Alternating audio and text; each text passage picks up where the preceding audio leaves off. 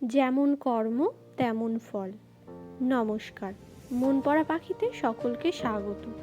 শুরুতেই যে প্রবাদটি দেখানো হচ্ছে, আজ সেটাই আমার পুরো ভিডিওর মূল বক্তব্য। চলুন অযথা কথা না বলে এবার শুরু করা যাক। আমার বক্তব্যের বা আমার কথার সাথে যদি একমত হন তাহলে অবশ্যই কমেন্টে জানাবেন। আর শুরু করার আগে আরেকটি কথা না বললেই নয়, ভিডিওটি ভালো লাগলে অবশ্যই সাবস্ক্রাইব করতে ভুলবেন না। তো শুরু করা যাক। যেমন কর্ম তেমন ফল। এই প্রবাদটির মাধ্যমে এটি বোঝানো হয় যে কর্মের উপরই মানুষের পরিণতি নির্ভর করে। তুমি যদি সর্বদা ভালো কর্মে মনোনিবেশ করো, দেখবে তোমার জন্য ভালো ফলই আসবে।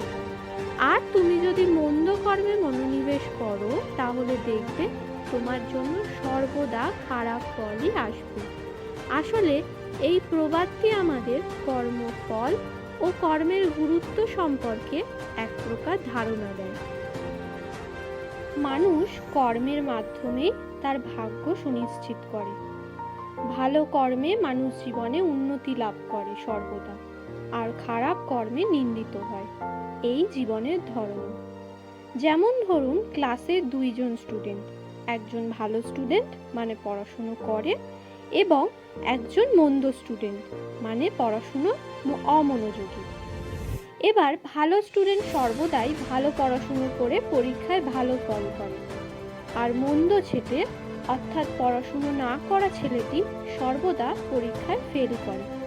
এবার যে ভালো ফল করে সে সকলের কাছে ভালোবাসার আর গর্বের কারণ হয়, কিন্তু যে ভালো ফল না করে সে তো সর্বদাই বকুনি আর নিন্দার কারণই হবে, তাই না?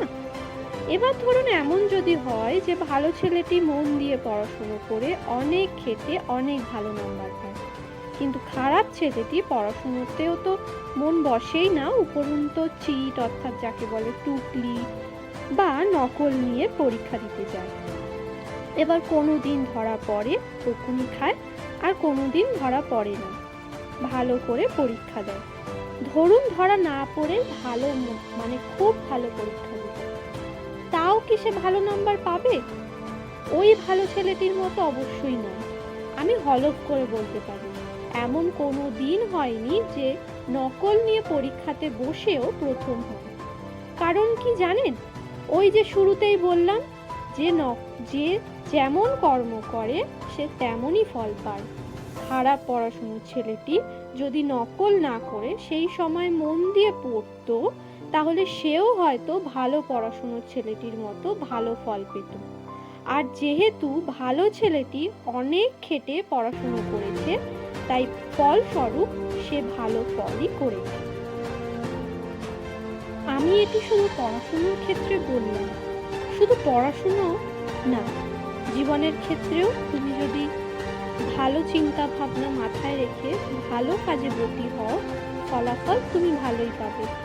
আর খারাপ চিন্তা, খারাপ মানসিকতায় ব্রতী হলে ফলাফল দিনের শেষে দেখবে খারাপই হবে।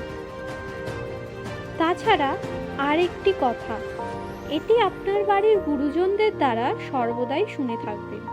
আপনার এক জীবনের কর্ম শুধু এ জীবনেই সীমাবদ্ধ থাকে না, পরকালেও এর প্রভাব পড়ে। আপনার এ জীবনের ভালো কাজ পরকালের শান্তির কারণ হয়, আর আপনার এ জীবনের খারাপ কাজ পরকালে অশান্তির বা শাস্তির কারণ হয়।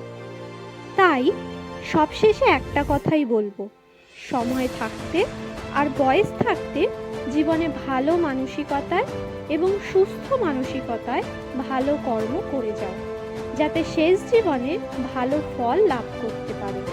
আপনার মন মানসিকতা যদি ভালো হয়, তাহলে দেখবেন সব ভালো হবে।